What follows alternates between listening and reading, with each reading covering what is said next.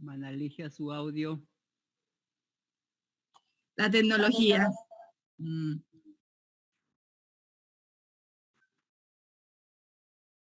Trabajar con 2 computadoras, como que la hermana Ligia se ha dividido en 5, pero aquí estamos contentos, gozosos, yo creo que a todos les pasa. Ahora, ¿qué tal si empezamos este programa con una alabanza que nos encanta, que nos fascina? Yo creo que el pastor conoce a este cantante muy famoso, bueno, se ha vuelto famoso porque él ha escrito la canción de las 40 madrugadas del libro La armadura de Dios del pastor Bullón. Él es Irma y es de México, y entonces vamos a empezar con esta canción titulada Jesús en mi ciudad.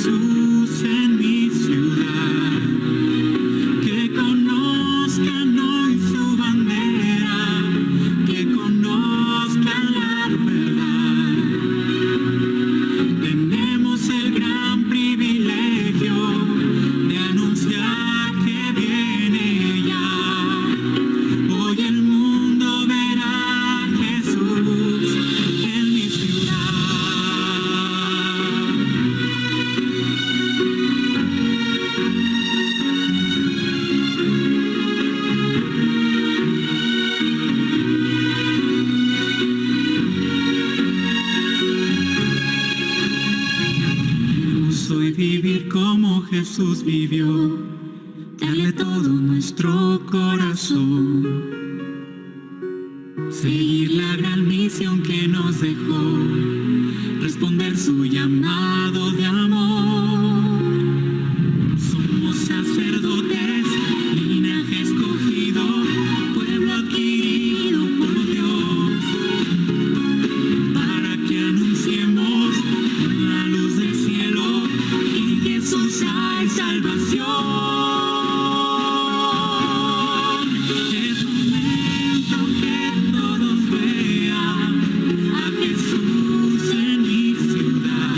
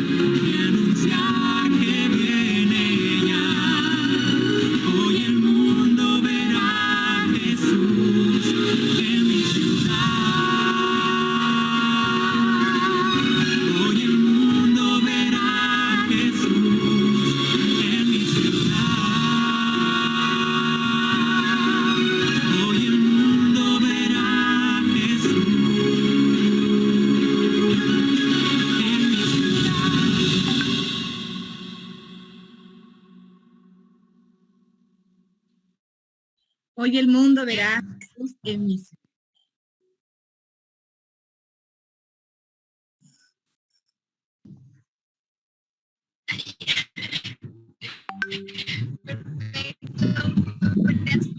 Queridos amigos, vamos, después de haber entonado esta hermosa alabanza, vamos a comunicarnos con nuestros quien va a dirigirnos en oración.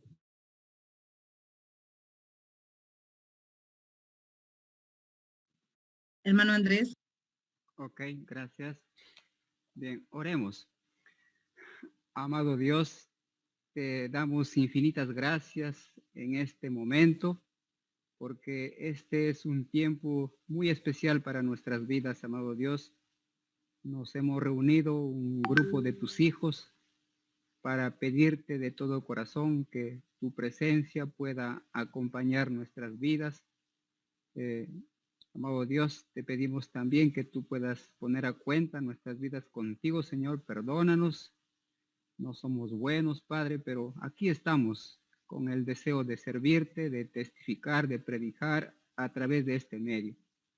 Entonces, una vez más aquí, los presentes, nos entregamos en tus brazos de amor, nos declaramos totalmente tuyos para que tú puedas obrar en esta tarde a través de nuestro pastor Arturo Quintero, puedas tú bendecirlo enteramente, amado Dios, puedas tú fortalecer su vida también en la predicación de esta hora. Te ruego también que bendigas a Lisímaco y Paola Aguirre, amado Dios, que puedan estar presentes para alabar tu nombre.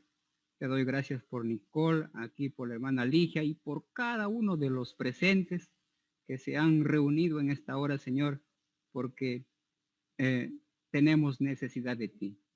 Que nuestros anhelos queden satisfechos en esta hora, que podamos al término de esta adoración, de esta honra y gloria tuya que tú te lo mereces, Señor, en esta hora, quedar todos fortalecidos y todos podamos, amado Dios, ser sanados y curados por tu amor.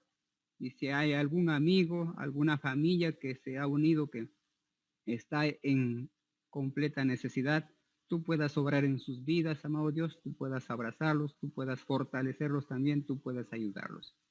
Y te damos gracias infinitas, sin merecerlas tal vez, en el nombre glorioso y precioso de Jesús te damos gracias. Amén, Señor. Bueno, y a quien le encantan las alabanzas, es hermoso cuando alguien dispone sus talentos y sus dones al servicio de Dios. Y no vamos a dejar por fuera en esta ocasión a los esposos Aguirre. Él es Lisímaco y Paola. El tiempo es suyo, queridos hermanos. Así que estemos atentos a la letra de esta canción.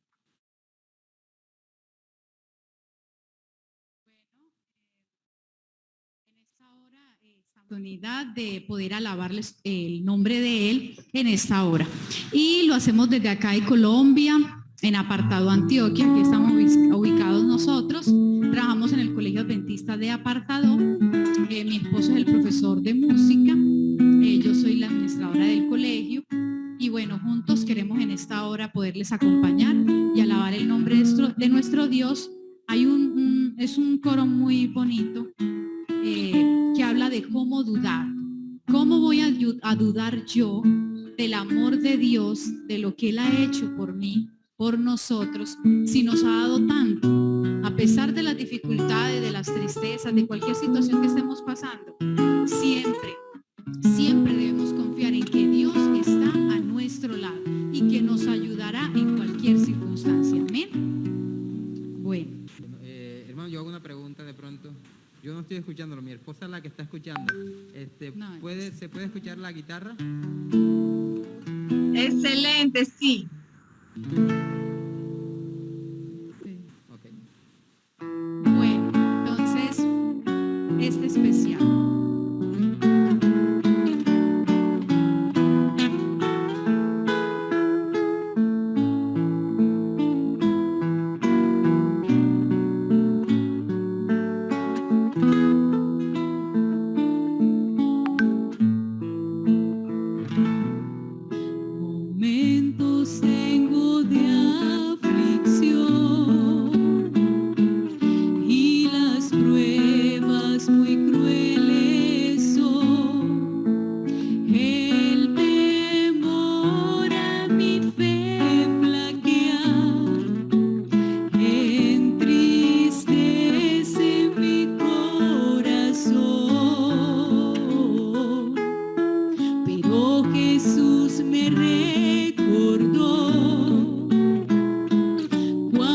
Muchas veces me ayudó la promesa que volverá.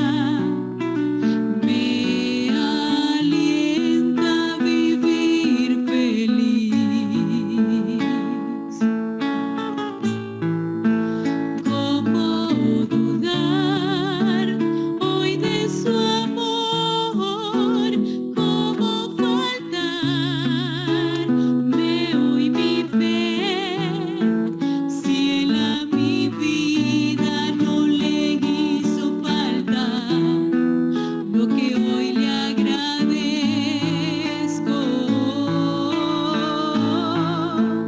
Debo luchar un poco más en comunión con mi Salvador. Allí en el cielo ya no habrá más dolor, tan solo amor.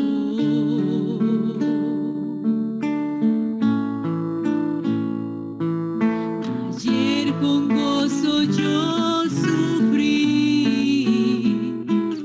pues segura estaba en él. Hoy porque mi inseguridad, hoy porque mi falta de fe, anhela mi alma a Jesús. Necesito hoy de su luz. Es muy dura la lucha aquí, y sin él voy a desmayar. ¿Cómo dudar hoy de su amor? ¿Cómo faltarme hoy mi fe? Si él a mi vida no le hizo falta lo que hoy le agradezco.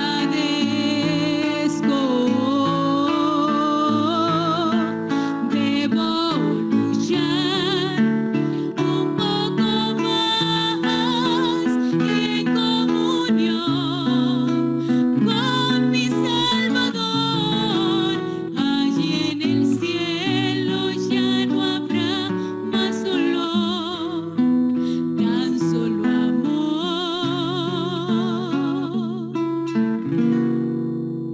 Allí en el cielo no más dolor, tan solo amor.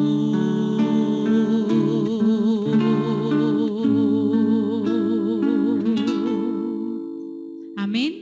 Amén. Amén, hermosa alabanza, hermosa voz, hermana Paola. Dios bendiga y siga cultivando ese hermoso don que has dispuesto a sus pies. Gracias le damos, y más adelante ella también nos estará acompañando, o esta pareja de esposos nos estará acompañando también al final. Bueno, ahora sí, como siempre he dicho, ha llegado el postre. Ha llegado Nicole y ha llegado el postre, Nicole. Ha llegado el postre. Pastor, ¿por qué decimos el postre? Bueno, acá en Perú estamos acostumbrados a almorzar a las 2 de la tarde. No sé, bueno, en Colombia a las 12 del mediodía, pero aquí a las 2 de la tarde. Entonces, nosotros, usted sabe que después del almuerzo uno se reposa y se come un postre. Okay. A mí me encanta el postre de 3 leches. Okay. Me encanta. No sé si a alguno le gustará el de chocolate, el de higo, bueno, no sé, tantos postres que existen, pero a mí me encanta el postre de las 3 leches. Entonces yo digo que en este momento, después de almorzar, Dios nos ha, después de haber continuado con el mediodía, el tema del servicio del sábado, este es el postre para muchos. Bueno, también hay gente que está para Europa, bueno, también sería el postre de la noche antes de dormir, la palabra de Dios. Y esta vez va a estar a cargo de usted, pastor. Y nos sentimos contentos, nos sentimos alegres de que esté aquí, de que haya aceptado la invitación a Fortaleciendo Nuestra Fe en Jesús. Y quiero hacerle una pequeña entrevista, ya que usted no me mandó la reseña. A ver, pastor, cuénteme un poco acerca de usted. Bueno, yo soy mexicano, como ustedes saben. Estoy pastoreando la iglesia de Richardson, adventista de Richardson, es el norte de Dallas. Soy pastor en la conferencia de Texas, de la división norteamericana.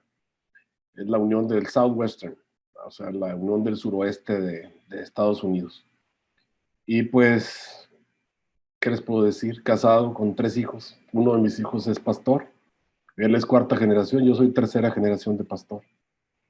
Y pues nada más, trabajé 16 años y medio en México, allá estuvimos también dirigiendo jóvenes y mayordomía, y acá en Estados Unidos pues estamos de pastor en la iglesia.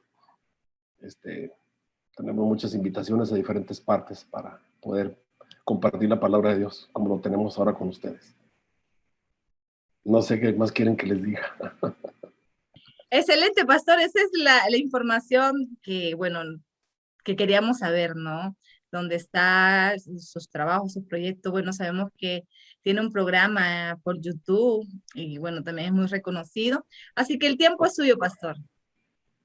Ok, muchas gracias, hermanos. Me van a dar oportunidad de compartir la pantalla, supongo, ¿verdad? Entonces déjenme compartir aquí.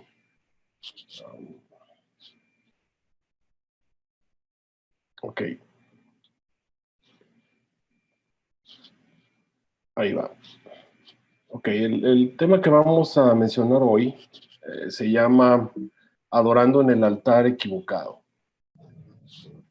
Y déjenme explicarles un poquito acerca de lo que vamos a hacer aquí. Este sermón está basado en una visión que Elena G. White tuvo en Primeros Escritos. Espero que todos ustedes la hayan leído alguna vez, y si no, pues dense el tiempo en algún momento hoy, un poquito más tarde, o si no, pues durante esta semana para que puedan leerla. Está en Primeros Escritos, y el título del capítulo es Al final de los 2300 días de tarde y mañana. Ese es el título. Y usted va a tener la oportunidad de ver allí algunas cosas, y yo quiero meditar por un momento en lo que implica esa visión, lo que implica para todos nosotros, lo que debe implicar para todo adventista, para todo aquel que conoce la verdad a través del mensaje de la iglesia adventista.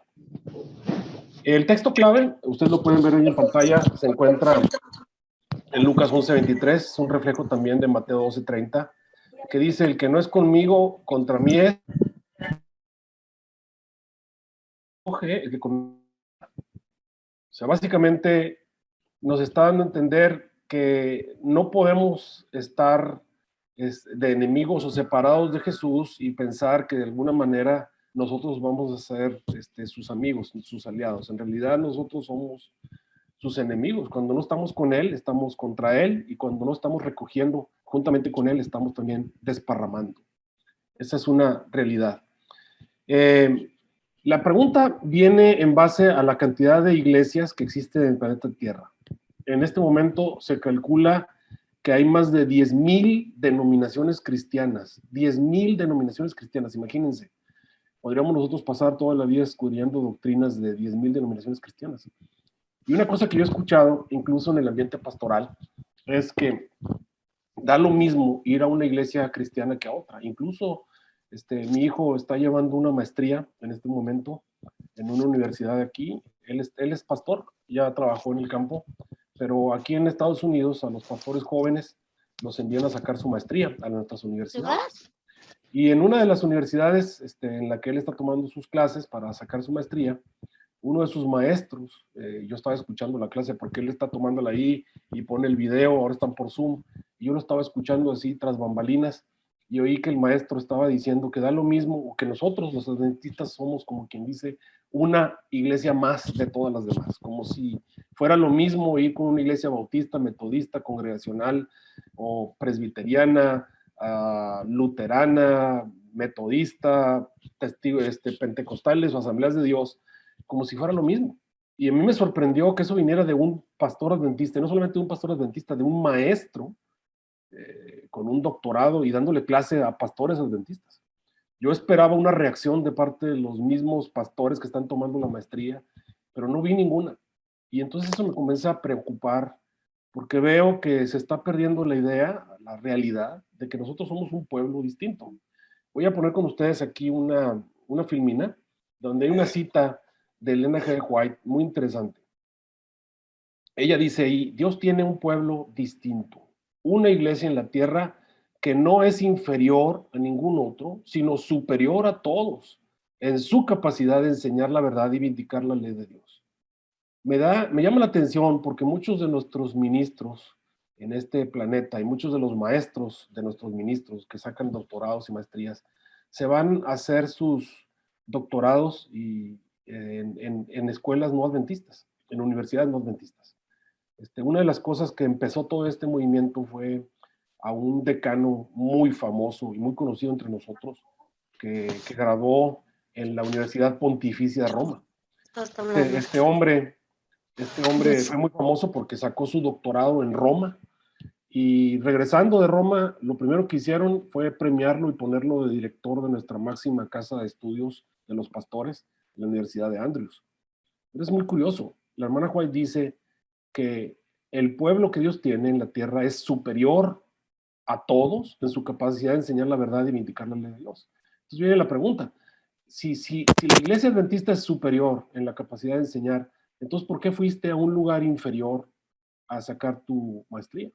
Sacaste un doctorado en un lugar donde no tienen la capacidad de enseñarte la verdad y vindicar la ley de Dios. Pareciera ser que se nos está olvidando quiénes somos, qué es lo que estamos haciendo aquí, quién es el que nos está dirigiendo. Y esa es la razón por la cual quiero hoy compartir con ustedes esta visión del Espíritu Profecía. No es un sermón muy bíblico, porque está basado en lo que el Espíritu Profecía dice. A diferencia de otros de mis sermones, que prácticamente presento todo lo que se aparece en la palabra del Señor. El texto en el que me estoy basando es que una vez que Dios tiene una iglesia, ustedes saben, Dios no tiene muchas iglesias, no tiene muchos movimientos, Él tiene una sola iglesia, y esa iglesia es la iglesia verdadera, en este caso la iglesia adventista del séptimo día, y obviamente, de acuerdo a lo que dice la hermana White, es superior a todos en su capacidad de enseñar la verdad y vindicar la ley de Dios. Estaba dando una campaña de evangelismo hace unos años atrás en mi ciudad natal. Yo soy de Monterrey, Nuevo León, México. Y estaba en la ciudad, no solamente en mi ciudad natal, sino que estaba en la iglesia en la que yo me crié. Bueno, la iglesia que yo considero en la que crecí, porque bueno, fui a diferentes iglesias como hijo de pastor, pues estuve en diferentes lugares. Pero esta es una de las iglesias a las que mayormente asistí. Puedo decir que ahí pasé la mayor parte de mi juventud en esa iglesia. Y ahí estaba dando una semana de oración. Y en ese tiempo estaba asistiendo ya regularmente, ya era miembro de la iglesia, un doctor muy reconocido ahí en la ciudad de Monterrey, que había sido miembro de la Iglesia de Dios del Séptimo Día. La Iglesia de Dios del Séptimo Día, para información de ustedes, se separó de la Iglesia Adventista por allá en 1860, 1859, cuando la Iglesia Adventista estaba a punto de organizarse, cuando la Iglesia Adventista estaba a punto de convertirse en el movimiento que conocemos. Recuerden que adquirimos el nombre en 1861 y en 1863 comenzó la organización de nuestra iglesia. Allá en 1860, por allá en 1859, la Iglesia de Dios del Séptimo Día se separó del movimiento adventista. Habíamos ido juntos desde 1844, por ahí 1859, 1860, por ahí se separaron. Ahora, ¿qué fue lo que pasó con la Iglesia de Dios del Séptimo Día? ¿Por qué se separaron de nosotros? Si ustedes estudian un poquito la historia, van a ver que el dirigente o el pastor, casi siempre es así, los movimientos que se separan del movimiento adventista es porque hay algún problema de liderazgo, generalmente líderes inconformes o líderes que sacaron o líderes que tenían ideas equivocadas y los sacamos, se llevan a un grupo de personas. Y así fue lo que pasó con la Iglesia de Dios del Séptimo Día. El máximo dirigente, el pastor que funda la Iglesia de Dios del Séptimo Día, era una persona que era adicta al tabaco, o sea, fumaba. Y fumaba bastante. La hermana White consideraba, a través de las visiones que estaba recibiendo de Dios, el tabaco un hábito sucio, una adicción sucia. En ese tiempo, los doctores recetaban el tabaco como si fuera medicinal, recetaban el fumar porque era bueno para dormir, era bueno para calmar los nervios, y había otras cosas que ellos decían, pero de acuerdo a las visiones de la hermana White, ella decía que pues eso era un vicio sucio, algo que no se debía seguir. Al momento de elegir, obviamente, ministros para que fueran ministros como parte de nuestra iglesia, de nuestro movimiento, obviamente este pastor quedó fuera del grupo de personas que estaban siendo elegidas para ser dirigentes de nuestra iglesia. Esto no le gustó a este pastor, obviamente, y ya sabemos lo que pasó. Se llevó a todos sus seguidores, porque él era un gran predicador, era un gran líder, y se llevó una gran cantidad de personas y fundó un movimiento alternativo. El movimiento que fundó fue la Iglesia de Dios del Séptimo Día. Y a partir de ahí comenzamos a crecer, la Iglesia Adventista por su lado y la Iglesia de Dios del Séptimo Día por su lado. Les digo que estaba predicando en esta iglesia allá en Monterrey, y estaba allí un doctor que había sido miembro de la Iglesia de Dios del Séptimo Día, pero no era cualquier miembro de la Iglesia de Dios del Séptimo Día, había sido uno de los principales pilares de la ciudad, y especialmente pilares de la Iglesia de Dios del Séptimo Día, una persona muy conocida, muy respetada. En ese tiempo él tenía un programa de televisión ahí en Monterrey, hablaba acerca de salud, un gran dermatólogo muy famoso, y él estaba ahí en la iglesia escuchando la serie de sermones. Yo había escuchado acerca de su experiencia, de cómo había vuelto a la iglesia adventista, por mi hermano, porque mis hermanos asisten a esa iglesia, me habían comentado un poquito acerca de lo que había sido la experiencia de este doctor. Así que yo estuve predicando, y pues con la curiosidad me acerqué a él para platicar con él una de las noches. Estábamos hablando de profecía, y al terminar una de las noches me acerqué y nos pusimos a platicar. Y cuando le empecé a platicar con él, estábamos hablando acerca de su experiencia en la Iglesia de Dios del Séptimo Día, y yo le pregunté, bueno, ¿y qué nota usted diferente entre la Iglesia de Dios del Séptimo Día y la Iglesia Adventista? Estamos hablando de 170 y tantos años después de la separación de la Iglesia de Dios de la Iglesia Adventista. Y cuando él me escuchó y le hice la pregunta, ¿qué nota usted diferente? Él me miró, y nunca se me va a olvidar lo que me dijo ese día. Él me dijo, pastor, nosotros teníamos una luz, y me hizo así, muy pequeña, así haciendo como muy pequeña, teníamos una luz muy pequeña.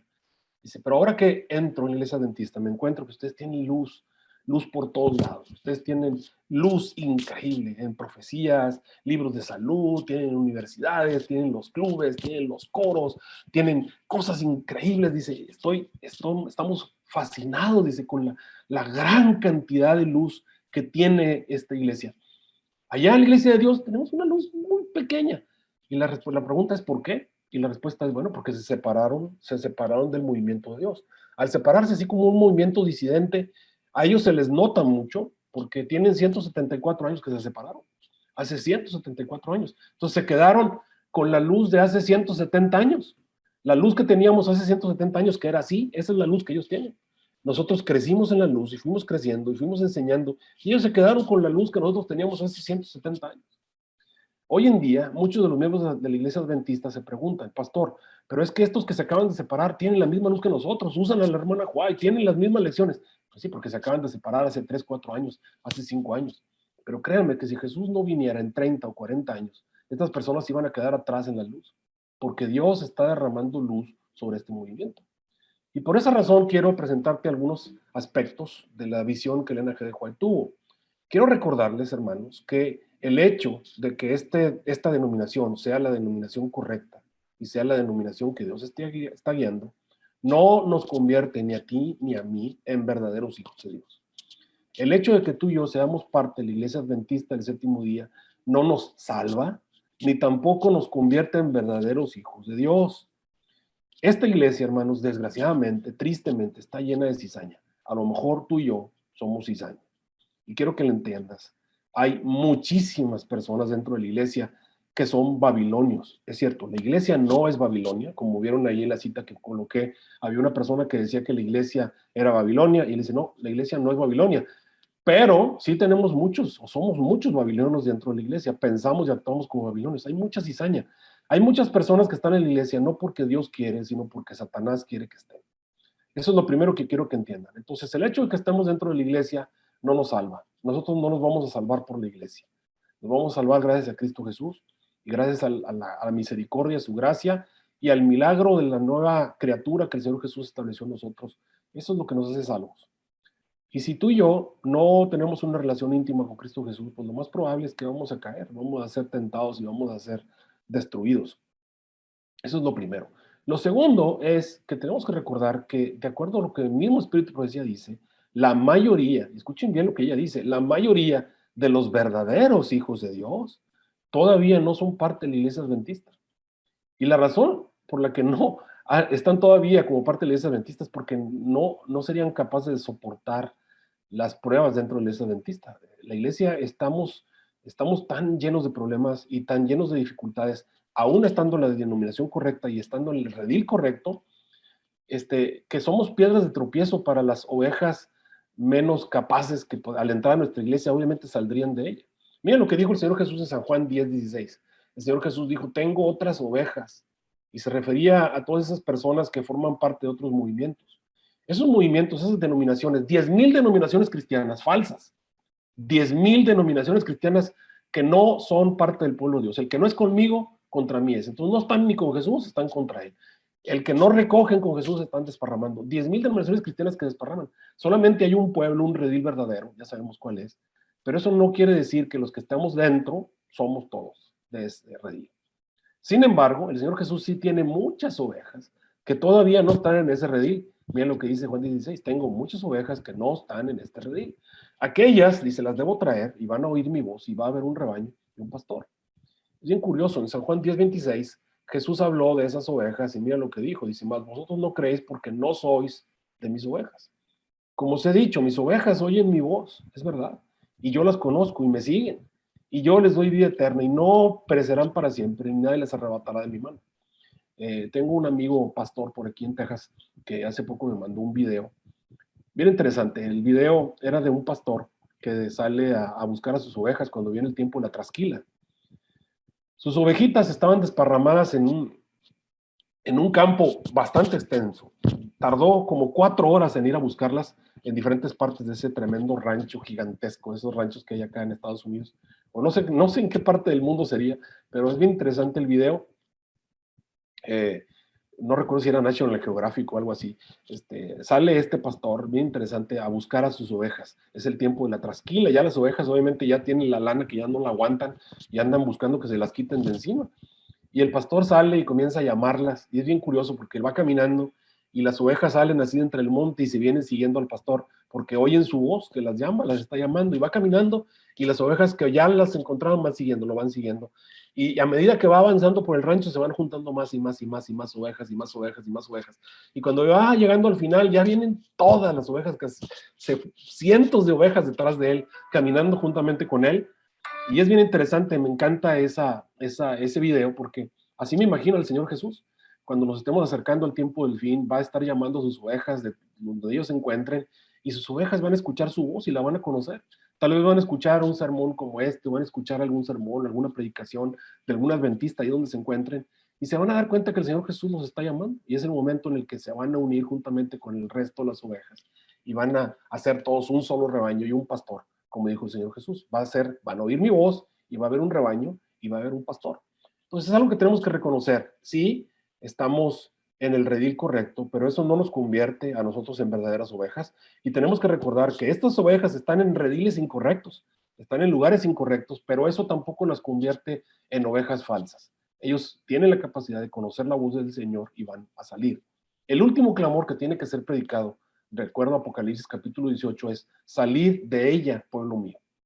Este es el grupo de personas que al escuchar la voz del pastor van a abandonar los rediles en los cuales se encuentran y se van a unir con el redil verdadero. Así que todo esto lo tenemos que tener en cuenta. En Primeros Escritos, la visión que voy a comentar se encuentra en el capítulo que se llama El fin de los 2300 días. No pongo la página porque en cada libro va a ser diferente. Hay libros de diferentes grosores y diferentes tipos.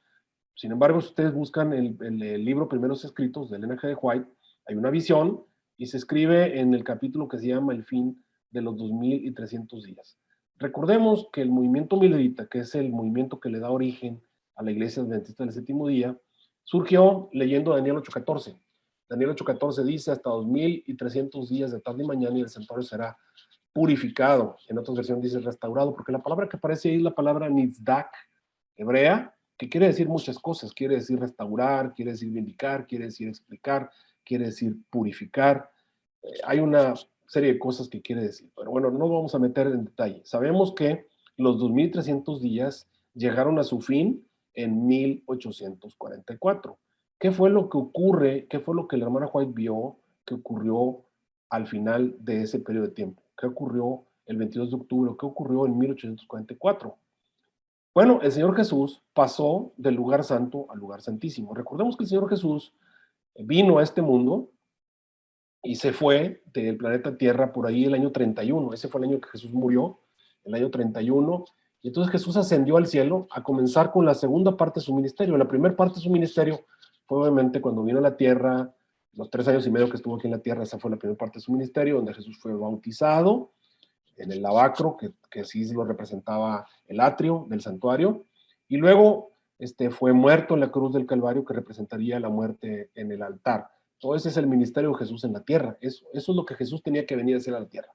Tenía que venir a darnos testimonio, tenía que venir a presentar la verdad, y tenía que morir en la cruz, o tenía que morir en el altar como el Cordero que quita el pecado del mundo, así como dijo Juan Bautista. Y luego el Señor Jesús entró al lugar santo en el cielo en el año 31, y comenzó la segunda etapa de su ministerio, que sería la etapa del lugar santo. El santuario no es el santuario de la tierra, sino un santuario en el cielo. Eso lo dice bien claramente el apóstol San Pablo en Hebreos capítulo 9. Dice que Jesús no entró en un santuario hecho de manos, que es figura del verdadero, porque el santuario que había en la tierra, hermanos, recordemos, era una figura del plan de salvación. Todo lo que nosotros vemos en el santuario representaba algo del ministerio de Jesús o del plan de salvación en diferentes etapas. Por ejemplo, las 3 etapas del ministerio de Cristo están representadas en el atrio, su primera etapa, en el lugar santo, su segunda etapa, y en el lugar santísimo, su tercera etapa, en el ministerio de la salvación en favor del ser humano. Ahora, el santuario representaba muchos aspectos del plan de salvación. Pero bueno, Jesús ascendió al cielo en el año 31 y comenzó su etapa en el lugar en el santuario, en el lugar santo. Pero si ustedes lo leen en Hebreos 9:24, dice: no entró Cristo en un santuario hecho de manos, figura del verdadero, sino en el mismo cielo, para presentarse ahora por nosotros ante Dios. Y no para ofrecerse muchas veces, como entre el sumo sacerdote en el lugar santísimo, una vez al año. Y aquí se refiere San Pablo a lo que ocurría el día de la expiación, el día en que Jesús pasaba, no solamente, el sacerdote pasaba no solamente al lugar santo, sino que entraba hasta el lugar santísimo, dando a entender que el Señor Jesús también iba a entrar, no solamente al lugar santo, sino que iba a entrar, así como el sacerdote una vez al año, iba a entrar en el lugar santísimo. Ahora, esta profecía, unida con Daniel, nos explica el momento en el que Jesús iba a pasar del lugar santo al lugar santísimo. Entonces, veamos un poquito para que podamos entender más esta gráfica que tenemos aquí. Hay muchas personas que acusan a la Iglesia Adventista de presentar el plan de salvación en etapas diferentes a como ellos lo entienden. Casi todos los protestantes creen que el proceso de salvación terminó en la cruz del Calvario, cuando Jesús murió en el altar. Ahí se terminó el plan de salvación. Pero esto no puede ser, porque el apóstol Pablo nos dice que el Señor Jesús entró en un santuario, donde sigue abogando por nosotros, nos dice Juan. Y esto no lo dice una vez, lo dice varias veces a lo largo del libro de Hebreos. Además, si ustedes se van al libro de Apocalipsis, el libro de Apocalipsis es una evidencia del proceso que hay en el santuario. De hecho, el libro de Apocalipsis está organizado de acuerdo al santuario. Recuerden, el atrio fue, vamos a decir así, terminado cuando el Señor Jesús murió en la cruz del Calvario. En el año 31 de nuestra era, Jesús ascendió para entrar al lugar santo. O sea que Jesús está en el lugar santo del santuario celestial desde el año 31. Y solamente quedan 2 aspectos. Ahora, el libro de Apocalipsis, que fue escrito aproximadamente en el año 100 de nuestra era, o sea, 70 años después de que Jesús ascendió al cielo aproximadamente, ya presenta a un ministerio del Señor Jesús en el lugar santo, y te presenta un ministerio de Jesús en el lugar santísimo. El libro de Apocalipsis, hermanos, está organizado de acuerdo al tabernáculo, o sea, el lugar santo y el lugar santísimo. Ustedes saben que el libro de Apocalipsis tiene 22 capítulos. Bueno, dividamos a la mitad, son 11 capítulos por espacio. 11 capítulos. 11 capítulos para el lugar santo y 11 capítulos para el lugar santísimo. Eso es así. Si ustedes lo quieren verificar leyendo sus Biblias, esto es así. Así está organizado el libro de Apocalipsis. Ahora, en el lugar santo había 3 muebles. Estaba el candelero, obviamente, entrando a mano izquierda estaba el candelero, a mano derecha estaba la mesa de los panes de proposición hacia el norte, y se encontraba el altar del incienso justamente antes del velo. Estos eran los 3 muebles que se encontraban en el lugar santo. Ahora, la primera parte del libro de Apocalipsis, que sería el lugar santo, está organizada de acuerdo a estos 3 muebles. Dando a entender que hay un ministerio que Jesús está realizando. Cuando ustedes leen el capítulo 1, por ejemplo, el capítulo 1, el versículo 12 del libro de Apocalipsis, ustedes van a encontrar el candelero. Jesús aparece ministrando en medio de los 7 candeleros de oro, porque Jesús está mostrándote su ministerio en el lugar santo. Así está organizado. Es el primer mueble, el candelero. Y te cuenta la historia de las 7 iglesias. El candelero introduce a las 7 iglesias. Del capítulo 1 al capítulo 11, ustedes van a encontrar 3 historias. 3 historias de 7. La primera son las 7 iglesias, la segunda son los 7 sellos, y la tercera son las 7 trompetas. Estas 3 historias son historias de 7. Cada una de ellas tiene un mueble introductorio y representa el ministerio del lugar santo. Las 7 iglesias, el mueble introductorio es el candelero, y el candelero, obviamente, ahí aparece Jesús ministrando el candelero en el capítulo 1. El segundo mueble que aparece en Apocalipsis 4, del 1 al 5, aparece como un trono, es el trono del lugar santo. Y lo hago claro porque la visión de la hermana White tiene que ver con ese trono. Ahora, ¿cómo sé que la mesa de los panes de la proposición son el trono del lugar santo? Bueno, porque era el único mueble que se encontraba hacia el norte. Cuando ustedes se van al libro de Salmos, por ejemplo, Salmos te va a decir, el Salmo 48, te va a decir que el trono de Dios está hacia el norte, se encuentra hacia el Aquilón. Es el único lugar que se puede encontrar en el santuario que estaba hacia el norte, de la mesa de los panes. Ahora, la mesa de los panes tenía 2 pilas de pan. Cuando Jesús se refirió a sí mismo, dijo: yo soy el pan vivo que descendió del cielo. Cuando Esteban ve a Jesús ministrando en el cielo, lo ve ahí al lado del Padre. Al Padre lo ve en el trono y Jesús al lado del Padre. Ahí están los 2. Y ese es un trono doble. Y el único lugar que se encontraba doble en el santuario, pues es la mesa de los panes de proposición. Además, cuando ustedes se van a Apocalipsis capítulo 4, del 1 al 5, van a ver que la visión introductoria, San Juan ve el trono de Dios, y enfrente del trono, o sea, enfrente del trono ve a los 7 candeleros de oro. Si ustedes se van al santuario, ¿cuál es el único mueble que se encontraba delante de las mesas de los panes de la proposición? O vamos a poner el candelero, que es el único mueble que está enfrente, pues es la mesa de los panes de proposición, que está al norte, que tiene 2 pilas de panes. Entonces, la mesa de los panes de proposición representa el trono del lugar santo, y es el mueble introductorio de los 7 sellos. ¿Cuál mueble falta? Pues falta el altar del incienso. El mueble introductorio de las 7 trompetas, ustedes saben, Apocalipsis capítulo 8, versículo 3, van a encontrar a un ángel que viene y deposita el incienso, en el altar del incienso, que son las oraciones de los santos.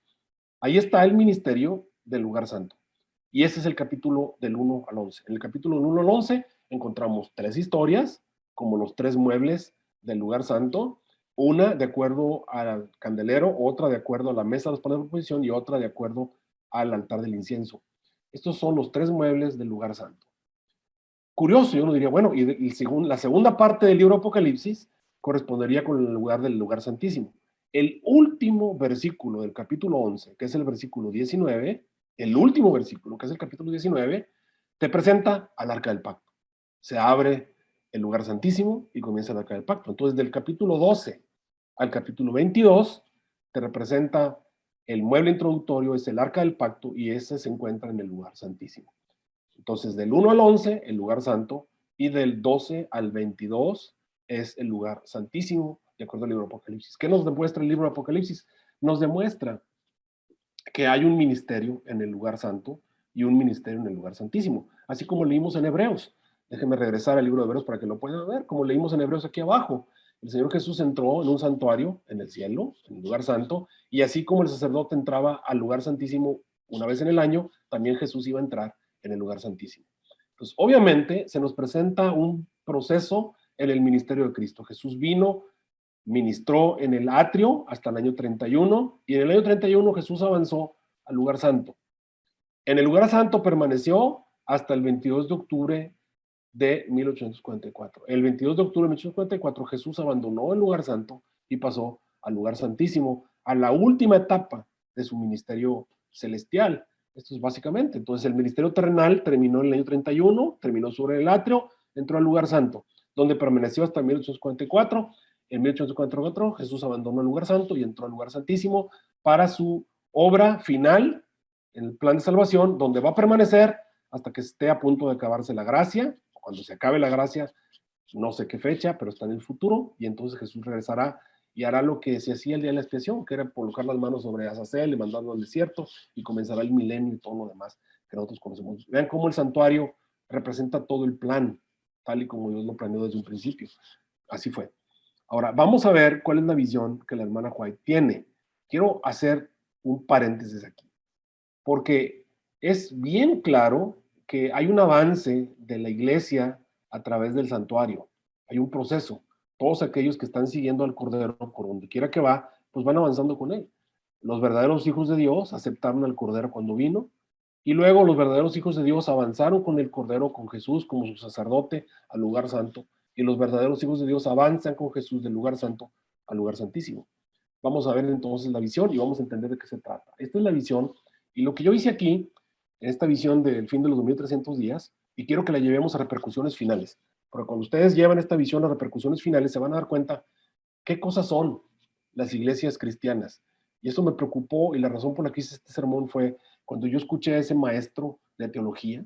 Hay que tener mucho cuidado con los teólogos hoy en día, con los doctores, hay que tener mucho cuidado. Han estudiado en escuelas que no son adventistas. Y desgraciadamente, cuando lo escuché decir que era lo mismo ir a una iglesia cristiana, o ir a sacar doctorados a una iglesia, o ir a asistir a una que otra, pues eso me preocupó en extremo. Pero cuando ustedes ven esta visión y la llevan a términos finales, se van a dar cuenta que el que está dirigiendo realmente a las iglesias cristianas, hermanas, hermanos, se lo voy a decir lo más claro, ya no es Jesús. Y si no es Jesús, vamos a ver que el verdadero dirigente de las denominaciones cristianas es el enemigo de Jesús, es decir, Satanás. Vamos a leerlo. Vamos a ver lo que la hermana White presentó en esta visión. Y aquí voy a hacer algunos dibujitos para que sea un poco más ilustrativo. Este dibujo obviamente no está bien, porque de acuerdo a la visión, el Padre no se puede ver, pero bueno, vamos, ustedes comprendan que yo no hice los dibujos, nada más los tomé para que ustedes puedan irla viendo y contemplando o imaginándose la visión. Vamos a leerla. Aquí se las voy a ir leyendo. Ustedes vayan siguiendo con su vista y también vayan viendo los dibujos para que se vayan imaginando la escena. Esto está en Primeros Escritos. Dice: vi un trono. Este trono, recuerdo, es la mesa de los panes de proposición, es el trono del lugar santo. Vi un trono y sobre él se sentaban el Padre y el Hijo, así como la mesa tenía dos pilas de panes, está la del Hijo y la del Padre. Entonces sentaban el Padre y el Hijo. Me fijé en el rostro de Jesús y admiré su hermosa persona. No pude contemplar la persona del Padre, pues le cubría una nube de gloriosa luz. Por eso les digo, aquí está mal, porque aquí sí se ve el Padre. Pero dice aquí: pregunté a Jesús si su Padre tenía forma como él. Dijo que la tenía, pero que yo no podía contemplarla, porque dijo, si llegases a contemplar la gloria de su persona, dejarías de existir. ¿Qué fue lo que vio la hermana White en esta visión? Delante del trono vi al pueblo adventista, la iglesia y el mundo. Entonces aquí está toda esta gente que ustedes pueden ver en esta imagen. Están todos los seres humanos del planeta Tierra delante del trono del lugar santo. Está Jesús sentado y está el Padre sentado. Pero luego ella dice: vi dos compañías. La una postrada ante el trono, me imagino que son los que están acá adelante, es un grupo de personas que están postrados en oración ante Jesús, profundamente interesados, mientras que la otra no manifestaba interés, así como todos estos que están ahí de pie, pero que no están interesados en lo que está ocurriendo. Indiferentes, dice, los que estaban postrados delante del trono elevaban sus oraciones a Dios y miraban a Jesús. Miraba él entonces a su Padre y parecía interceder para con él. Una luz se transmitía del Padre al Hijo y de a la compañía que oraba. Entonces el Padre le daba luz, Jesús la transmitía a las personas que estaban orando, y esa es la luz que Dios le da a todos aquellos que le están buscando. Sigo leyendo la visión de la hermana White. Entonces vi, dice ella, vi que una luz excesivamente brillante procedía del Padre hacia el Hijo, y desde el Hijo ondeaba sobre el pueblo que estaba delante del trono. Pero pocos recibían esta gran luz. Muchos salían de debajo de ella y la resistían inmediatamente. Otros eran descuidados y no apreciaban la luz, y ésta se alejaba de ellos. Algunos la apreciaban y se acercaban para postrarse con la pequeña compañía que oraba. Esta recibía la luz y se regocijaba en ella, y sus rostros brillaban con su gloria. Pues esta luz que está saliendo, déjenme regresarme a la imagen original, Sale de Jesús, va hacia el grupo de personas que están postrados aquí al frente, pero todos los demás no reciben esa luz, porque esa luz obviamente la están recibiendo ellos, porque ellos están interesados en lo que está ocurriendo en el santuario celestial. Por eso dice, sus rostros brillaban con su gloria.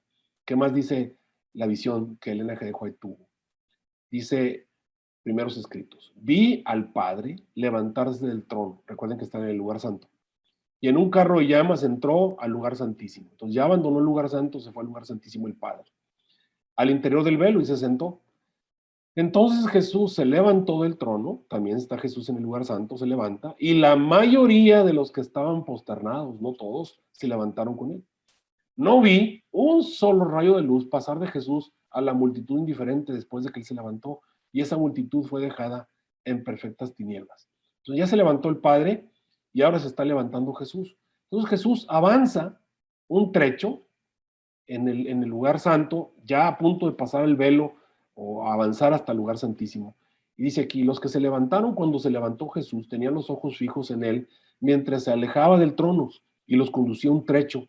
Alzó entonces su brazo derecho y oímos su hermosa voz decir, aguardad aquí, voy a mi Padre para recibir el reino, mantened vuestras vestiduras inmaculadas.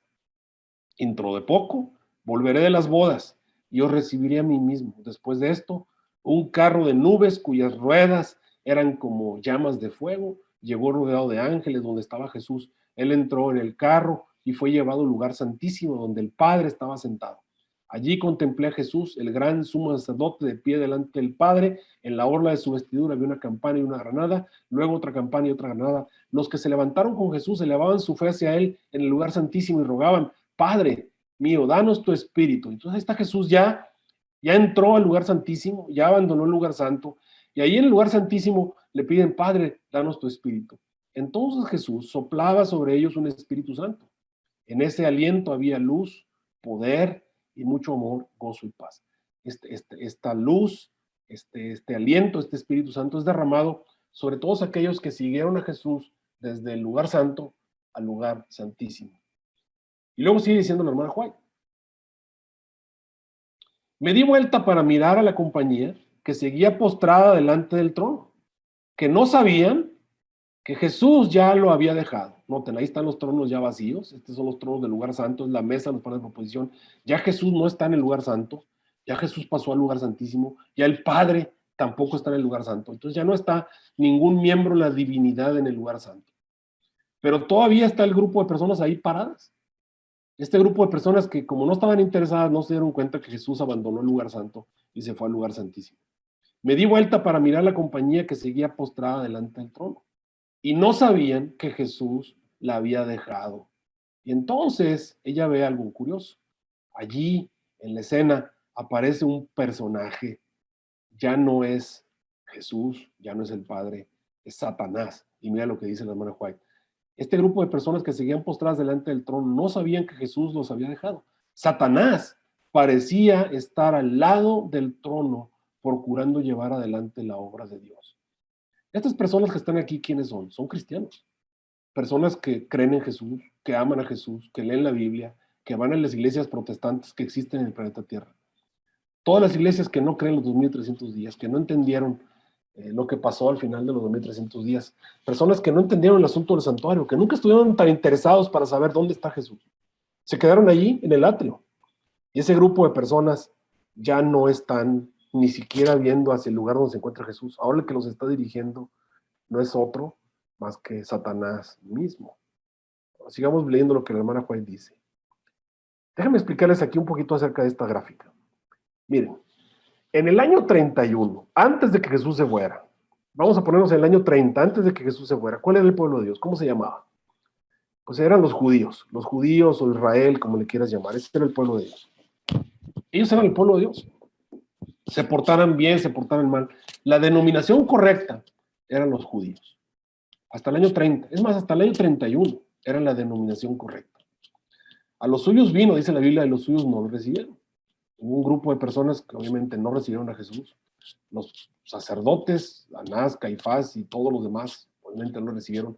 Pero entonces dice el apóstol, pero a los que le recibieron, a los que le aceptaron, los que creen en su nombre, les dio potestad de ser llamados hijos e hijas de Dios. Hubo un grupo de personas que sí aceptaron a Jesús cuando vino. Un grupo de judíos que lo reconocieron como el Cordero de Dios. Un grupo de judíos que vieron en la muerte de Jesús el cumplimiento de la muerte del Cordero. Hubo un grupo de judíos que entendieron qué era lo que Jesús estaba haciendo. Y a ese grupo de personas Jesús los llevó consigo al lugar santo. Esas personas acompañan a Jesús al lugar santo. Como dice Pablo, ascendió para entrar por nosotros en el lugar santo. Ahora Jesús se va del atrio en el año 31 y pasa al lugar santo. Ya Jesús no está en el atrio. En el atrio están los ritos, las ceremonias, los lavamientos, los sacrificios. Cuando Jesús muere en el altar, el Cordero huyó, se rasgó el velo del templo, dando a entender que el santuario de la tierra ya no servía para nada. El grupo de personas que no aceptaron a Jesús, no siguieron a Jesús del atrio al lugar santo. Ellos seguían creyendo que el Cordero debía venir, seguían creyendo que el Mesías tenía que venir, se quedaron en el atrio, no siguieron a Jesús. Ahora te hago una pregunta. Estas personas que no siguieron a Jesús, ¿están con Jesús? No lo siguieron, se quedaron en el atrio. Eran el pueblo de Dios, son, vamos a decirlo hasta el año 31, el pueblo de Dios, pero no lo siguieron al lugar santo. ¿Esas personas están con Jesús? La respuesta es no. ¿Qué dice el versículo? Los que no son conmigo, contra mí son. El que conmigo no recoge, ¿qué hace? Desparrama. El que no es conmigo, contra mí es. Entonces el grupo de judíos que no aceptaron a Jesús, ya no están con Dios, ahora están contra Dios. Ya no solamente recogen con Dios, ahora desparraman. Por eso es que los judíos persiguieron a los judío-cristianos. ¿Cómo? El grupo que siguió a Jesús, ese es el verdadero pueblo de Dios. Esos son los que creen en su nombre. Ese grupo de personas pasan al lugar santo y se convierten en el pueblo de Dios. Ahora ellos son los judeo-cristianos. Ellos son el verdadero pueblo de Dios. Los judíos dejan de ser el pueblo de Dios. ¿Por qué? Pues porque no quisieron acompañar a Jesús al lugar santo. Y al no acompañarlo, ahora están en contra de Jesús. Te hago una pregunta. ¿Quién dirige a los que están en contra de Jesús? ¿Quién dirige a los que desparraman lo que Jesús está tratando de juntar? ¿Quién los dirige? La respuesta es Satanás. ¿Quién se quedó dirigiendo a los judíos después de que Jesús se fue? Los judíos que siguieron ofreciendo ritos y ceremonias y sacrificios y lavamientos hasta que el templo fue destruido en el año 70. ¿Quién estaba dirigiendo todo eso? ¿Tú crees que era Dios? Y tú y yo sabemos que no. O sea, por eso Dios permitió que ese templo fuera destruido, que nunca jamás se volviera a reconstruir. Porque eso es algo que Dios no puede tolerar. Obviamente, el que se quedó a cargo del pueblo judío fue Satanás. Y exactamente lo mismo ocurrió cuando Jesús pasó al lugar santo, donde permaneció hasta 1844. En 1844, ¿cómo se llamaba el pueblo de Dios? Ya no se llaman judeocristianos, porque en algún momento los judeocristianos pues pasaron a la historia y los gentiles vinieron a convertirse en cristianos, ya nada más quedaron los cristianos. Los cristianos son el pueblo de Dios. ¿Hasta cuándo? Hasta 1844. En 1844 Jesús avanza del lugar santo al lugar santísimo. Los que se van con Jesús al lugar santísimo, esos son el pueblo de Dios. Así como los judeocristianos fueron el pueblo de Dios cuando en el año 31 Jesús avanzó del atrio al lugar santo. Así, también los cristianos que avanzaron con Jesús al lugar santísimo, ese es el pueblo de Dios. ¿Y quiénes son el pueblo de Dios? Pues los que avanzaron con él. ¿Quiénes son? Los mileritas. ¿Y cómo se pusieron los mileritas? Pues se pusieron iglesia adventista del séptimo día. Ese es el pueblo de Dios. Y todos los demás, ¿quién los dirige? ¿Qué pasó en el atrio en el año 31? ¿Quién se quedó dirigiendo a los que se quedaron en el atrio en el año 31? Pues Satanás, el que es contra de él, el que resparrama. ¿Y quién se queda dirigiendo, de acuerdo a lo que acabamos de ver en la visión de la hermana White, y tiene sentido? ¿Quién se queda dirigiendo a los que se quedaron en el lugar santo en 1844, cuando no se van con Jesús? Pues la respuesta es Satanás. ¿Quién está dirigiendo entonces a la iglesia metodista, anglicana, presbiteriana, bautista, pentecostal, asambleas de Dios, luterana, anabaptista, anglicana y todas las demás, apostólicas y todas las demás? ¿Quién las está dirigiendo? Y la respuesta es Satanás. El que no es conmigo, contra mí es. El que conmigo no recoge, ¿qué hace? Desparrama. Ahora, no estoy hablando de las personas que van a esas iglesias, estoy hablando de las denominaciones. Recordemos que hay muchas verdaderas ovejas en esos rediles y también hay muchas falsas ovejas dentro de la iglesia adventista. Todo es parte del conflicto en el tiempo y fin. Avancemos un poquito más en lo que estamos tratando de decir aquí. ¿Qué dice la hermana White en Primeros Escritos? Vi a la compañía alzar las miradas hacia el trono. Ellos están en el lugar santo. Ahí están todas las iglesias que no aceptaron la verdad de los 2300 días de tarde y mañana. Vi a la compañía alzar las miradas hacia el trono y orar: Padre, danos tu espíritu. Obviamente no están orando a Dios. ¿Quién es el que está allí? Satanás. Entonces Satanás soplaba sobre ellos una influencia impía. En ella había luz y mucho poder. Eso me respondió una vez un pastor cuando le pregunté: bueno, ¿por qué fuiste a sacar tu maestría a esa universidad? ¿O por qué fuiste a sacar un doctorado con la Universidad Pontificia de Roma? O sea, ¿por qué fuiste a sacar un doctorado allá? Y la respuesta es que ahí también hay luz. Y la respuesta es: pues sí, por supuesto que hay luz, pero mira de dónde viene esa luz. Dice ahí: Satanás soplaba entonces sobre ellos una influencia impía. En ella había, ¿qué cosa? Luz. ¿De dónde viene la luz? ¿Quién la sopló? Y mucho poder, por supuesto. Pero nada del dulce amor, gozo ni paz. El objeto de Satanás era mantenerlos engañados, arrastrarlos hacia atrás y seducir a los hijos de Dios. Si ustedes llevan esta visión a últimas consecuencias, nos podemos dar cuenta del peligro en el cual se encuentran todas las personas mientras permanezcan en estas iglesias. Por eso es que el Señor tiene un pueblo especial, un pueblo que no es inferior a ningún otro, sino superior en su capacidad de presentar la verdad y vindicar la ley de Dios. Y ese pueblo que Dios lo tiene con la misión de hacer un llamado final: salir de ella, pueblo mío, para que no recibáis de sus plagas y participéis de sus pecados. Ahí están las verdaderas ovejas del Señor. Y los verdaderos hijos de Dios van a oír la voz del Señor y la van a conocer. Cuando escuchan algún tema que tiene sentido, que tiene lógica, y lo escuchan y dicen: wow, esto suena lógico, esto suena de verdad. Es el Espíritu Santo el que los está llamando. Los verdaderos hijos de Dios, no tengamos miedo. Van a escuchar su voz y la van a conocer y la van a aceptar. Miren, queridos hermanos, algo que ustedes quiero que vean.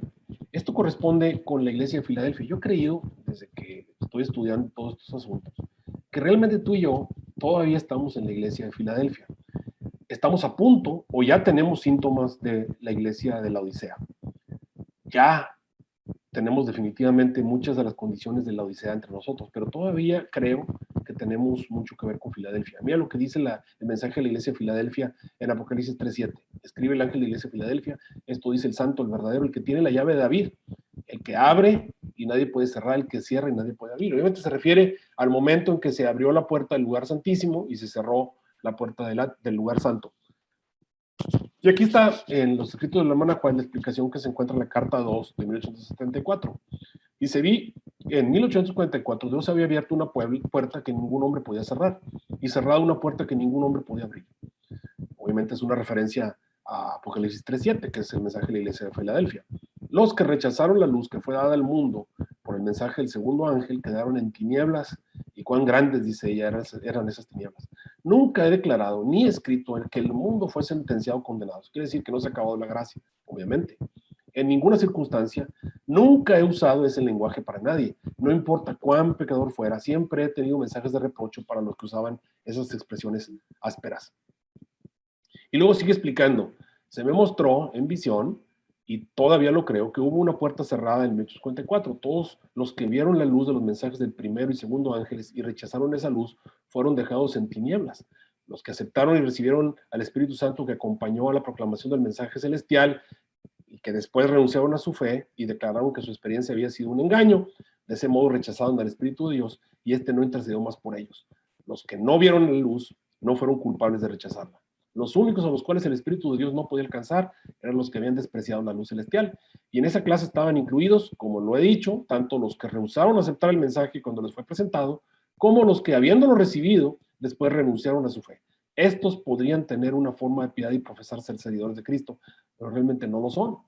Dice: pero no teniendo una comunicación viviente con Dios, eran llevados cautivos por los engaños de Satanás. Se presentan estas dos clases de la visión: los que le declararon que era un engaño la luz que habían seguido, y los impíos del mundo que, habiendo rechazado la luz, habían sido rechazados por Dios. No se hace referencia a los que no habían visto la luz y por lo tanto no eran culpables de su rechazo. Esto está en Mensajes Selectos, tomo 1, página 597.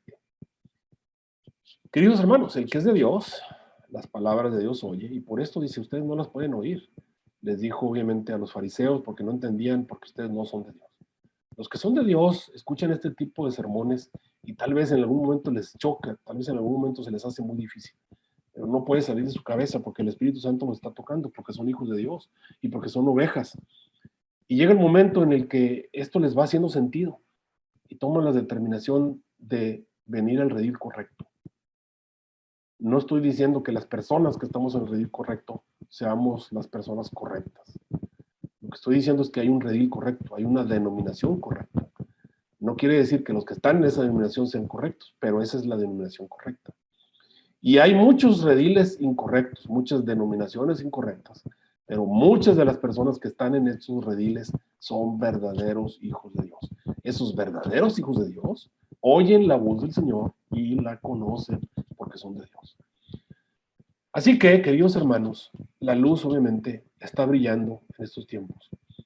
Y este sermón tiene la idea de que tú y yo sepamos quién es quién. Que tú sepas quiénes son todas esas iglesias.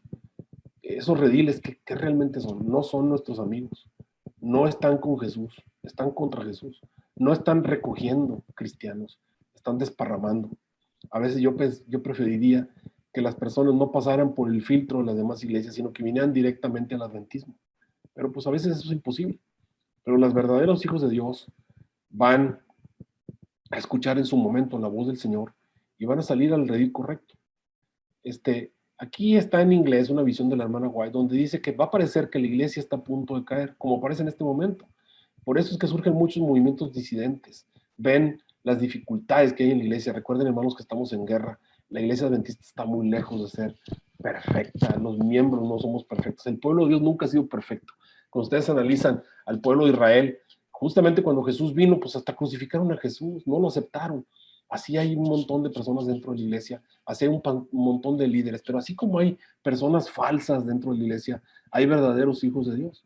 Hay, vamos a decir así, Juanes Bautistas, hay Nicodemos, hay Saulos de Tarso, de que en algún momento tal vez se están oponiendo, pero en algún momento van a ser llamados. Hay verdaderos hijos de Dios dentro del pueblo de Dios, hay verdaderos hijos de Dios. Hay muchos falsos, sí, hay muchos babilonios, y qué fácil es señalar los errores, y a veces hasta los justos, como San Pedro, son utilizados por Satanás. Entonces Dios no nos ha llamado a juzgar a los miembros de la iglesia. Es una iglesia que parece que va a caer, pero la hermana Juan dice no va a caer. Y luego dice aquí en azul abajo, dice, yo sé que el Señor ama a su iglesia, no va a ser, dice ella, desorganizada, ni quebrada en pequeños átomos independientes. Todos esos movimientos disidentes, yo los veo así, como pequeños átomos independientes. La iglesia de Dios fue un átomo independiente que se separó de la iglesia y creció, y ahí están. Pero ¿cuánta luz tienen? Pues un poquito de luz. La luz que se quedaron hace 170 años. Estos movimientos disidentes que se separan de la iglesia antes de tiempo, ¿tienen luz? Sí, pues tienen la luz que tenemos nosotros hasta este año 2021 o el año que se separaron. Esa es la luz que ellos van a tener. Pero te aseguro que si pasaran muchos años de aquí hasta que Jesús viniera, esa es toda la luz que iban a recibir, porque Dios no está derramando luz sobre los que están contra Él, los que no están recogiendo con Él. Por eso dice aquí, no podemos separarnos del fundamento que Dios ha establecido. No podemos entrar en ninguna nueva, dice, organización. Esto sería apostasía de la verdad. Y esto es verdad lo que la hermana White está diciendo aquí. Aquí la hermana White regaña a un grupo de personas. Dice, usted toma pasaje de los testimonios que hablan de la terminación del tiempo de gracia. Personas que toman textos de la hermana White y hablan acerca de un momento en el que el pueblo de Dios va a ser zarandeado y que van a salir. Pues sí, yo creo que eso va a ocurrir, pero eso va a ocurrir al tiempo del fin, no ahora. En la etapa final, cuando esté a punto de acabarse la gracia, cuando vengan las leyes dominicales, cuando venga el movimiento ecuménico que va a zarandear, la iglesia, hermanos, va a desaparecer como la conocemos hoy, pero eso está en el futuro. Y obviamente esos textos de la hermana White hablan de algo que se va a levantar, pues sí, pero eso se va a levantar al final, cuando el Espíritu Santo tome el control. Pero luego ella presenta, sé que el Señor ama a su iglesia, la cual no ha de ser desorganizada. La organización, hermanos, es imperfecta, está llena de muchos defectos, de muchos problemas, como cualquier organización humana, pero créemelo, que es así dentro de los males la única manera en la que el Señor puede seguir adelante. Por eso dice, no va a ser desorganizada, ni dispersada en átomos independientes. No existe la menor lógica, dice ella, de esto, ni hay la más mínima evidencia de que tal cosa vaya a ocurrir. ¿Por qué, hermanos? Miren, en el santuario, el primer momento para avanzar con Jesús, determinante, fue el año 31, cuando los judíos o decidían avanzar con Jesús y convertirse en cristianos en el año 31, o se quedaban donde se quedaban.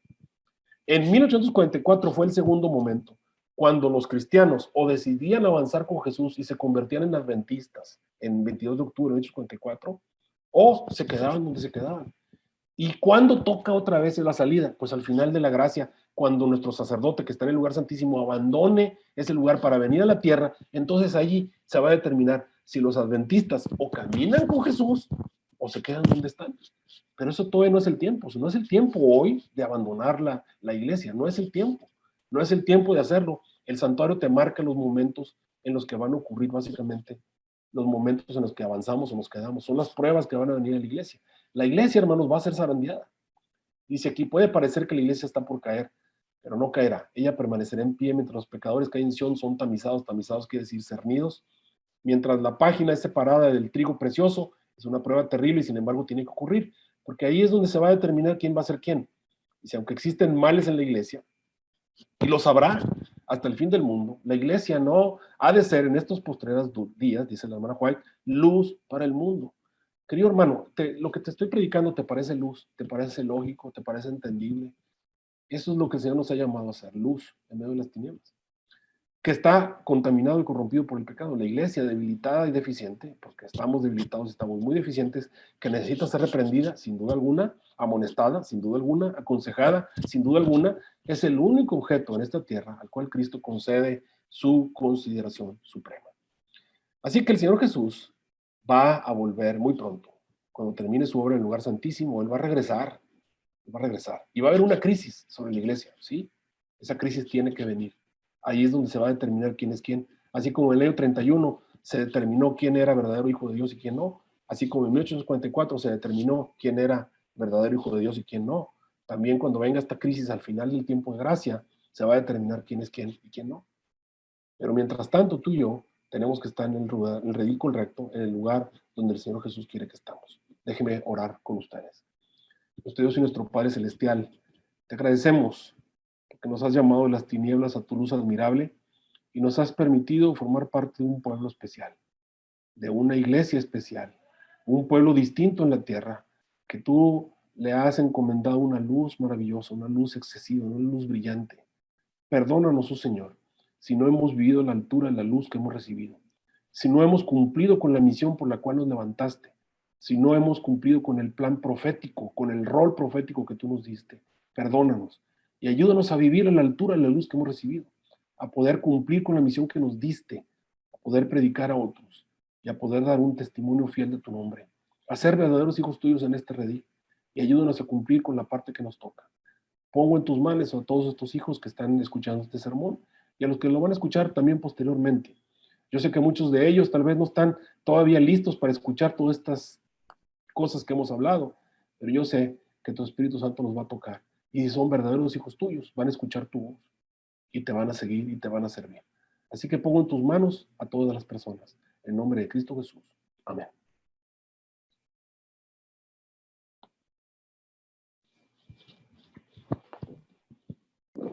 Bien, muchas gracias, Pastor Arturo Quintero, por esta predicación, este tema que nos ha dado a conocer a todos aquí los hermanos. Ha sido un tema de gran reflexión y también pues motivación para cada uno de nosotros para concientizarnos entre nosotros mismos a qué tipo de cristianismo estamos llevando hasta la actualidad, qué testimonio también estamos dando, ¿no? Y recordando siempre el tema del santuario, ¿verdad? Muchas gracias una vez más. Esperamos también contar pues con su apoyo, con su participación también en otras programaciones de Fortaleciendo Nuestra Fe en Jesús. Muy bien. A continuación vamos a escuchar otra ofrenda musical por Lisimaco y Paola, esta pareja de esposos. Así que vamos a dejar el tiempo con ellos y vamos a meditar también en la letra de esta alabanza.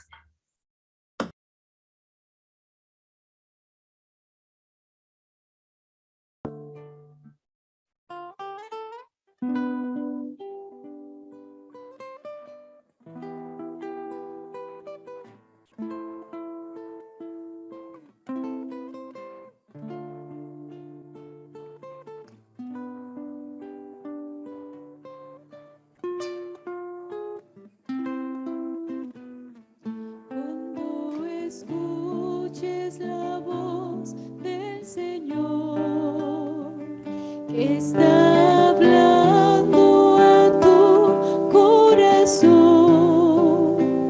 No te resistas, no quieras seguir como un rebelde, porque Él está esperando a la puerta, que tú le abras el corazón para entrar y morar junto a ti toda la vida. Entra Jesús, toma mi ser, mora en mi vida, que es para ti, y entre tus brazos quiero saber cuánto me amas. Entra Jesús, toma mi ser, mora en mi vida, que es para ti, y entre tus brazos quiero saber cuánto me amas.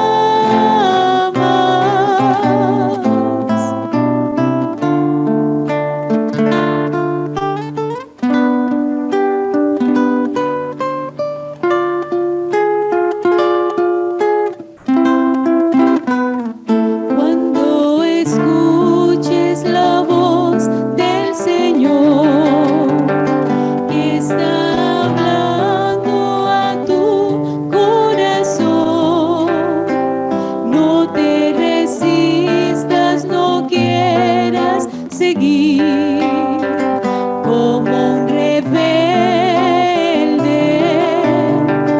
porque Él está esperando a la puerta, que tú le abras el corazón para entrar y morar junto a ti toda la vida.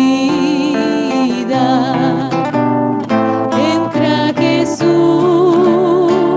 toma mi ser, mora en mi vida, que es para ti, y entre tus brazos quiero saber cuánto me amas. Entra Jesús, toma mi ser, mora en mi vida, que es para ti, y entre tus brazos quiero saber cuánto,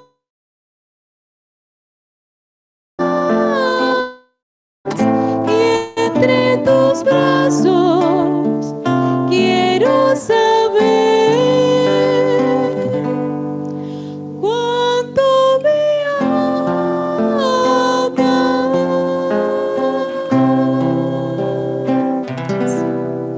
Amén. Amén. Mis ojos están, me tengo que echar fresco. Saben que esa alabanza me encanta, tenía años que no la escuchaba. Y qué hermoso, pastor, creo, y queridos hermanos, haberla escuchado en vivo, creo que mis ojos se han aguado. Pero no solamente eso, miren, yo tengo 22 años en el Evangelio y por primera vez he escuchado un tema espectacular. Bueno, no quiero decir que en todos estos años Dios no me ha hablado, pero hoy, de verdad, pastor, que nosotros estamos muy agradecidos por este programa. Fortaleciendo la Fe de Jesús tiene 6 meses. Y de verdad yo le puedo decir de que todo esto es guiado por Dios. Todo. Cada vez que el pastor Richard firma la carta de invitación, se ora, como le decía, por interno. porque las personas que entran se llevan este mensaje, y este mensaje ha tenido poder, y buen poder. Se lo digo por mi vida, ¿no? Porque en la cantidad de años que tengo, pastor, de verdad es que hoy explicó usted de una forma, y atrevidamente voy a atrever a llevar su nombre a la junta de iglesia para ver si usted nos tiene una semana. ¿A usted le encanta? Sí, con mucho gusto. Excelente. Bueno, hermano Abraham, ya le gané. El hermano Abraham está en la ciudad de Chimbote y yo estoy en la ciudad de Lima, pero la junta es el próximo sábado, así que voy a orar para llevar el nombre suyo para que usted hable. Y ahora, si el hermano Abraham también quiere llevar su nombre a la junta, ya estaría comprometido aquí en el Perú a que nos hable más acerca de esta profecía, de ese programa, pero también agradecidos estamos con Lisímaco y Paola. Y si en esa semana nos las acepta la iglesia, contratado Lisímaco y Paola para que lo acompañen usted como la alabanza. ¿Le parecería bien? Alguna vez ya estuvimos en Arequipa, nos la pasamos muy bien. El hermano Andrés dice por ahí sí. Bueno, gracias Lisímaco, gracias a esta pareja de esposos que también pone el don al servicio del Señor. Ahora queremos dejarlo con el hermano Abraham. Ya, hola, sí, ¿me escuchan? Pastor Quinteros, un gusto tenerlo en la iglesia. Usted acá ha tenido muchos seguidores. Está mi hermano Ciro, personas que siempre estamos saltando con los últimos sermones que usted escucha. Yo le agradezco a Dios porque usted es usado por Dios para fundamentar nuestra fe en temas profundos que la iglesia necesita. Usted no sabe el alcance, pastor, de sus mensajes. Muchos de nosotros usamos su enseñanza para también poder darla a los demás, a los hermanos, ¿no? Y de acá de corazón, pastor, gracias por aceptar esta invitación. Espero no sea la única vez, ¿no? Y estamos muy agradecidos de parte de la iglesia de Chimbote, del norte del país de Perú, que iniciamos esto, y era nuestro sueño contar con su presencia. Gracias a la hermana Ligia por no sé qué hizo para llegar a usted, pero aquí estamos y muy contentos con el mensaje de hoy. La verdad que siempre fue un sueño de todos nosotros tenerlo. Esperamos tenerlo en una semana también acá en Chimbote, ¿eh? Pastor. Gracias, pastor, por su apoyo. Creo que tenía algo que decirnos de repente, pastor. No, solo para la gloria del Señor. Dios les bendiga. Ya, el pastor, hermano Abraham, el pastor se ha comprometido, ya se comprometió. Así que, hermano Andrés, el próximo sábado a la Junta de Iglesia, pastor Arturo Quintero. Sí. Bueno, vamos a orar, pastor. Ya, pastor, ya usted nos confirmó. Ya. Pastor, vamos a orar, hermanos, vamos a agradecerle a Dios porque este mensaje lo necesitábamos, ¿no? Nosotros tenemos que tener bien claro que Dios, el pueblo adventista es el único pueblo que queda, ¿no? Con el mensaje final para la tierra, y que nosotros tenemos una responsabilidad, no de enorgullecernos de ser el pueblo de Dios, sino de anunciar esa verdad a los demás. Vamos a orar para que Dios cumpla en nosotros ese deber que nosotros tenemos de anunciar estas verdades. Vamos a orar. Gracias, Padre querido, porque hace algunos meses atrás inició este plan. Tal vez no sabíamos el alcance, Señor, que iba a tener. Pero cada tarde de sábado, viendo los invitados, escuchando mensajes propicios para tu iglesia que llegan justo en el momento en que tú sabes que tu iglesia lo necesita. Y la verdad, Padre, hoy